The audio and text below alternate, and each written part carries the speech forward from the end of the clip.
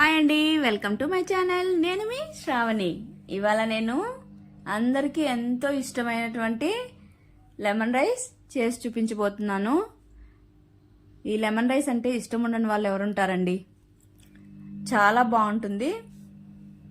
ఇంకెందుకు ఆలస్యం, మరి స్టార్ట్ చేసేద్దాం.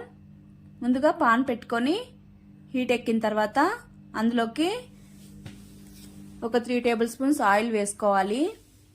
ఆయిల్ వేసుకున్న తర్వాత ఇందులోకి ఆవాలు, జీలకర్ర వేసి చిటపట్లాడనివ్వాలి. తర్వాత ఇందులోకి పల్లీలు, తర్వాత ఉద్దిపప్పు, తర్వాత 1 స్పూన్ శనగబ్యాళ్ళు వేసుకొని మంటను లో ఫ్లేమ్లో ఉంచుకొని వేయించుకోవాలి. లో ఫ్లేమ్లో ఉంచుకొని వేయిస్తే లోపల వరకు బాగా వేగిపోతాయి. తినేటప్పుడు చాలా క్రిస్పీగా ఉంటాయి ఈ పల్లీలు అన్నీ. తర్వాత ఇందులోకి కరివేపాకు వేసుకొని ఒకసారి మిక్స్ చేసుకోవాలి. తర్వాత ఒక 2 మీడియం సైజ్ ఆనియన్స్ వేస్తున్నాను నేను ఇక్కడ అండి.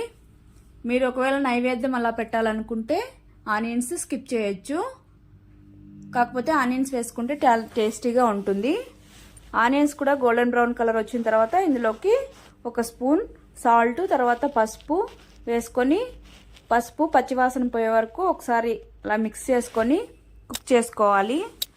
తర్వాత ఇందులోకి నేను చిల్లీ పేస్ట్ వేస్తున్నాను. చిల్లీ పేస్టే బాగుంటుందండి టేస్ట్. చిల్లీ అలా కట్ చేసుకొని వేసుకుంటే అంత టేస్ట్ ఉండదు. తర్వాత చిల్లీ పేస్ట్ కూడా వేసిన తర్వాత మిక్స్ చేసుకొని కుక్ చేసుకోవాలి. కుక్ అయిన తర్వాత ఇందులోకి ఒక 3 నిమ్మకాయలు కట్ చేసుకొని ఆ జ్యూస్ తీసి ఇందులో వేసేసుకోవాలి.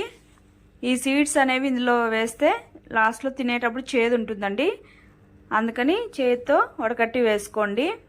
తర్వాత నిమ్మరసం వేసిన తర్వాత ఎక్కువ కుక్ చేయాల్సిన అవసరం లేదు. ఒకసారి అలా మిక్స్ చేసేసుకొని మనం ముందుగా వండి పెట్టినటువంటి రైస్ వేసేసుకొని బాగా మిక్స్ చేసేసుకోవాలి. మిక్స్ చేసేసుకొని సర్వ్ చేసేసుకోవడమే, అంతే.